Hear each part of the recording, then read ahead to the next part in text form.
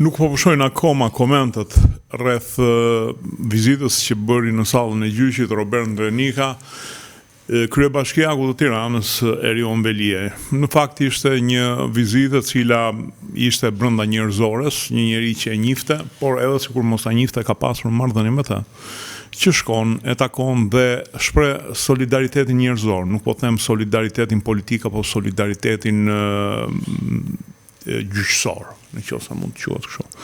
Thjesht shkon aty dhe i jep zemrën një njeriu i cili deri tash ka një vit kusur që po mbahet në burg pa një akuzë të qartë, pa një akuzë e cila mund ta çonte drejt një dënimi. Në fakt është ndër rastet e rralla ku njerëzit rrinë me vite të tëra në burg edhe nuk dalin në gjyq.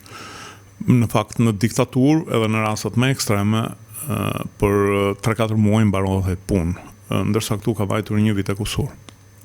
Çfarë tregoi sulmi që po i bëhet Robert Ndrenikës? Është sulm që e bën në përgjithësi rreth 50% e popullsisë. Ata që për shumë arsye nuk e pëlqejnë personazhin, për arsye politike, për arsye artistike, megjithëse nuk besoj që shumë prej atyre që sulmojnë marrin vesh nga harti, etj.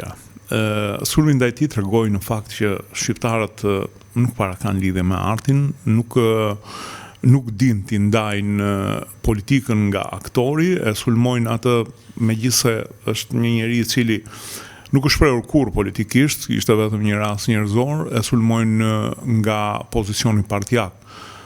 Në fakt këtyre mbështetësve të Sali Berishës, duhet t'ju kujtoj që Robert Ndrenika ka qenë deputet i Partisë Demokratike në kohë të vështira për Partinë Demokratike. Mirë po këtyre pak ju bën, nëse ti ke në një moment nuk je në korrin e Partisë Demokratike dhe në korrin e Sali Berishës, atëherë ti je kundërshtar. Janë falanga me ekstremiste e shoqërisë shqiptare në fakt, të cilët do t'i kishte zili edhe ata shoqata për mbrojtjen e Enverit që u bë dikur nga vitet 90-91 për të mbrojtur figurën e Enver Hoxhës. Kështu që tregoj që neve shqiptarët në përgjithësi pak lidhje kemi me artin.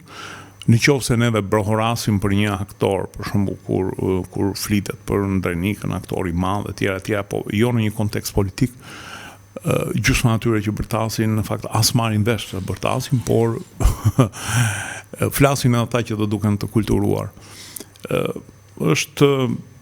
Ti mund ta etiketosh politikisht, por unë e pash këtë më tepër si një rast njerëzor.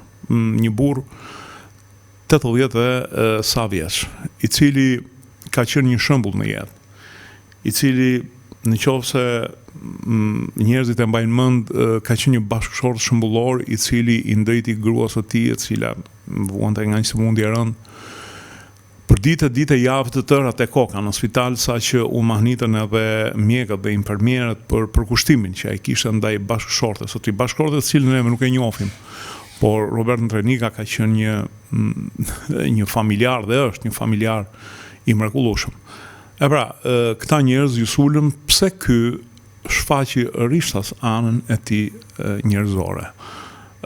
Janë njerëz të cilët nuk marrin vesh nga arti, janë njerëz të cilët nuk kanë asnjë rekord se çfarë ka ndodhur siç është tek dhe çfarë përfaqëson ky personazh në jetën shoqërore, janë thjesht ata të cilët brohorasin lëshohen nga zinxhiri kur ju thot partia. Në fakt ky rast tregoj se sa dobët jemi neve për sa i përket çmuarjes, vlerësimit të figurave. Në qoftë se ky hapi Ndrenikës do na bënte që të frenonim pak, të mendonim pak për rastin në fjalë, sepse shpesh herë figurat të shuara të artit kanë ndërmarrë hapa të cilët kanë qenë kundra rrymës së përgjithshme. Dua të kujtoj këtu rastin e Romain Rolani, i cili doli në mbrojtje të një oficeri që akuzoi për tradhtim dhe të cilit ju sul gjithë shoqëria franceze, ju sul për për ta masakruar dhe ai I doli në krah dhe doli pastaj që ky oficer francez shkruajti madje edhe një pamflet të famshëm për momentin, s'po më kujtohet emri, titulli. Shkruajti një pamflet të famshëm, doli kundër gjithë rrymës që ishte në atë kohë dhe pati të drejtë. Kështu që unë nuk e di nëse Erjon Veliaj është I fajshëm apo I pafajshëm, por unë vlerësoj njerëzillëkun e Robert Ndrenikës, njerëzillëk të cilin nuk e kanë as pak ata që e sulmojnë. Si gjithmonë në fund ju kujtoj të bëni pjesë kanaleve tona në YouTube dritare të kanalit Rudina Xhunga. Faleminderit.